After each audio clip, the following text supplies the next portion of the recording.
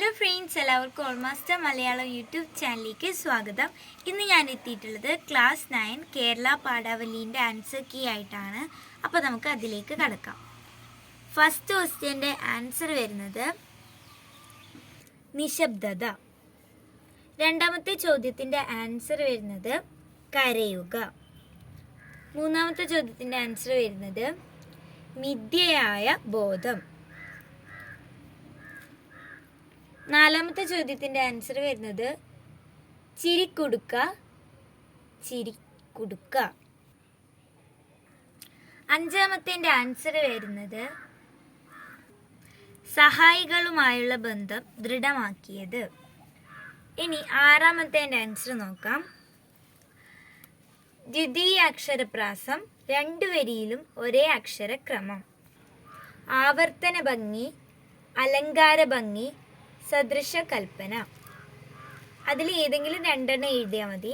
ഇനി ഏഴാമത്തേത് ആൻസർ വരുന്നത് ശുഭാപ്തി വിശ്വാസം, മനസ്സിലെ ഇരുട്ടിനെ നീക്കി നന്മയുടെ വിളക്ക് പ്രകാശിപ്പിക്കുക.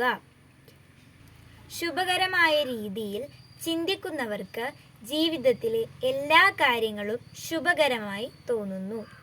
മനസ്സിൽ ഇരുൾ മൂടിയ മാറാലകൾ കൊണ്ടു നടക്കുന്നവർക്ക് ഒരു കാര്യത്തിലും നന്മകൾ കണ്ടെത്താൻ കഴിയുകയില്ല.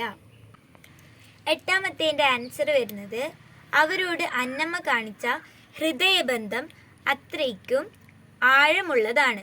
അതുകൊണ്ട് ഇനി എൻ്റെ കൂടി ആവശ്യമില്ല എന്നെനിക്ക് തോന്നിക്കാണണം. ഇനി ഒമ്പതാമത്തെ നോക്കാം. മാനസിക രോഗിയായി മുദ്ര കുത്തപ്പെട്ടു. വീട്ടുതടങ്കലിൽ പീഡനങ്ങൾ ഏറ്റുവാങ്ങേണ്ടി വന്നു. സ്വഭാവത്തിലും മനോഭാവത്തിലും വന്ന മാറ്റങ്ങൾ. ആരെയും വിശ്വസിപ്പിക്കാൻ കഴിയാത്ത മാനസിക പിരിമുറുക്കം. ഒന്ന് കുളിക്കാനോ നല്ല വസ്ത്രം ധരിക്കാനോ കഴിയാത്ത അവസ്ഥ. അഭിപ്രായവും എഴുതണം. കഥയിലെ മുഹമ്മദ് അലിക്കാക്ക എന്ന കഥാപാത്രത്തിൻ്റെ സവിശേഷതകൾ കൂടി ഉൾപ്പെടുത്തിയിട്ടാണ് എഴുതേണ്ടത്. പത്താമത്തെ ആൻസർ വരുന്നത് ദുസ്സഹമായ ജീവിതം, ബാല്യകാലം മുതൽ അനുഭവിച്ച പ്രയാസങ്ങൾ, ജീവിതഭാരമേൽപ്പിച്ച കനത്ത പ്രഹരം, നിർവികാരമായ കണ്ണുകൾ. വണ്ടിക്കാരൻ്റെ ജീവിത ദൈന്യത്തെ മനോഹരമായി ആവിഷ്കരിക്കുന്നു. വണ്ടിക്കാരൻ്റെ ദൈന്യം ആവിഷ്കരിച്ചതിലെ ഔചിത്യ ഭംഗി, ദുർവിധി ഏറ്റുവാങ്ങേണ്ടി വരുന്ന വണ്ടിക്കാരൻ്റെ അവസ്ഥ, സ്വന്തം വിലയിരുത്തലും കൂടി ഉൾപ്പെടുത്തിയിട്ടാണ് എഴുതേണ്ടത്. ഇനി 11ാമത്തെ ആൻസർ നോക്കാം. കുപ്പിവളകൾ അണിയിച്ചപ്പോൾ കണ്ണമ്മയ്ക്കുണ്ടായ സന്തോഷം. തൊട്ടുനോക്കി മനസ്സിൽ രൂപപ്പെടുത്തുന്ന ചിത്രങ്ങൾ. വളകളുടെ മണിക്കിലുക്കത്തിലൂടെ അനുഭവിക്കുന്ന അറിയിക്കാനാവാത്ത സന്തോഷം. കണ്ണമ്മയുടെ മാനസിക ഭാവം അവതരിപ്പിക്കാൻ പര്യാപ്തമായ ആവിഷ്കാരം. 12ാമത്തെ ആൻസർ വരുന്നത് വരികളിലെ ആശയം വിശകലനം ചെയ്തിട്ടുണ്ട്. ജീവിത സത്യങ്ങളെക്കുറിച്ചുള്ള സൂചന. സുഖദുഃഖ സമ്മിശ്രമാണ് ജീവിതം. പകൽ മുഴുവൻ അധ്വാനിക്കുന്നവന് വിശ്രമിക്കാനാണ് രാത്രി വരുന്നത്. ഉണർച്ചയോടെ എഴുന്നേൽക്കാനുള്ള ഊർജം സമ്മാനിക്കുന്നത് രാത്രിയാണ്. ശുഭാപ്തി വിശ്വാസത്തോടെ ജീവിതം നയിക്കാനുള്ള സന്ദേശം. ജീവിതം സുഖദുഃഖങ്ങൾ നിറഞ്ഞതാണ് എന്ന ആശയം അവതരിപ്പിച്ചതിലെ ഔചിത്യ ഭംഗിയും ആഹ്വാന ഭംഗിയും എല്ലാം ഉൾപ്പെടുത്തിയിട്ടാണ് ഇതിന് ആൻസർ എഴുതേണ്ടത്. ഇനി 13ാമത്തെ ആൻസർ നോക്കാം. അന്നമ്മയുടെ മരണത്തോടെ ലേഖകനിൽ വന്ന മാറ്റങ്ങൾ.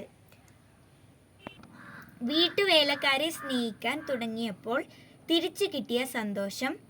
മറ്റുള്ളവരുടെ വേദനകളിലും പ്രശ്നങ്ങളിലും പങ്കാളിയായപ്പോൾ സ്വന്തം വേദനകൾ മറക്കാൻ കഴിയുന്നു.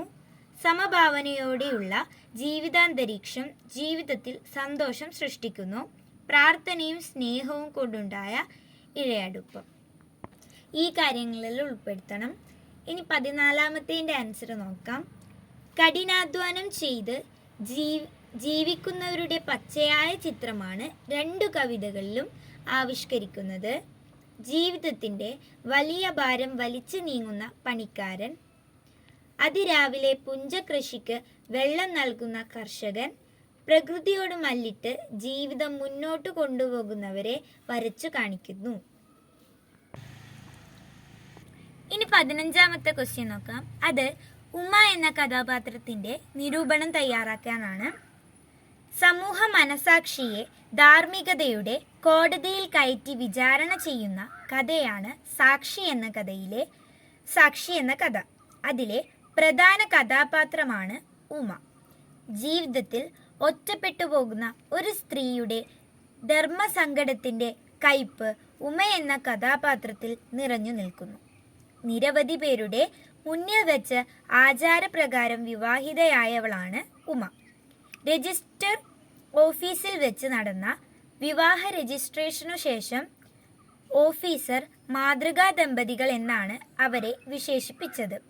ഇന്ന് അതേ ഓഫീസിൽ ഭർത്താവിനാൽ ഉപേക്ഷിക്കപ്പെട്ട് സമൂഹത്തിനു മുന്നിൽ അപമാനിക്കപ്പെട്ട് അവസാനത്തെ പിടിവള്ളിയായി വിവാഹ സർട്ടിഫിക്കറ്റിനായി കയറിയിറങ്ങുകയാണവൾ. മാനസികവും ശാരീരികവുമായി കഷ്ടതകൾ മൂലം ഓജസ് നഷ്ടപ്പെട്ട് ആകെ ക്ഷീണിച്ചു പോയിരുന്നു അവൾ. താലി കെട്ടിയ പുരുഷൻ കോടതിയിൽ അത് നിഷേധിക്കുന്നതോടെ അവൾ പോന്ന മാന്യത നിമിഷനേരം കൊണ്ട് തകർത്തെറിയപ്പെട്ടു. മാരേജ് സർട്ടിഫിക്കറ്റിനായുള്ള ഉമയുടെ ശ്രമങ്ങളത്രയും അവളുടെ അന്തസ്സ് വീണ്ടെടുക്കാനുള്ള ശ്രമം കൂടിയാണ്.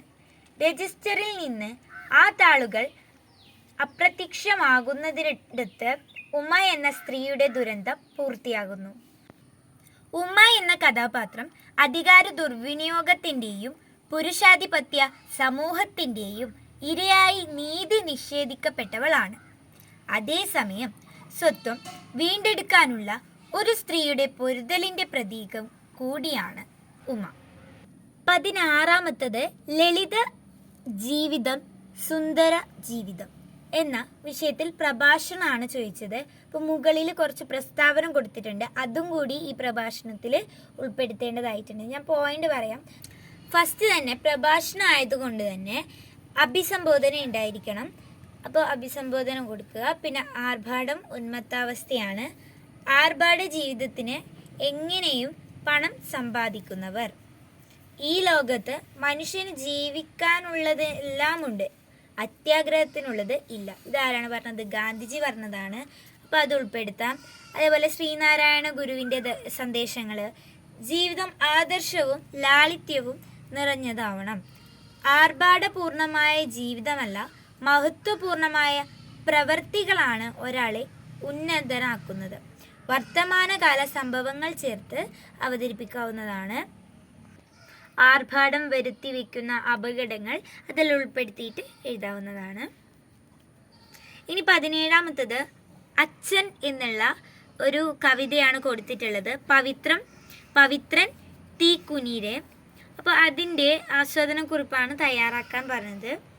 അച്ഛൻ്റെ സ്നേഹം, പരിപാലനം, മഹത്വം, അതെല്ലാം നമുക്ക് ആ ഒരു ആശയം വെച്ചിട്ടാണ് നമ്മൾ ഇതിനെ ആശയം എഴുതേണ്ടത്.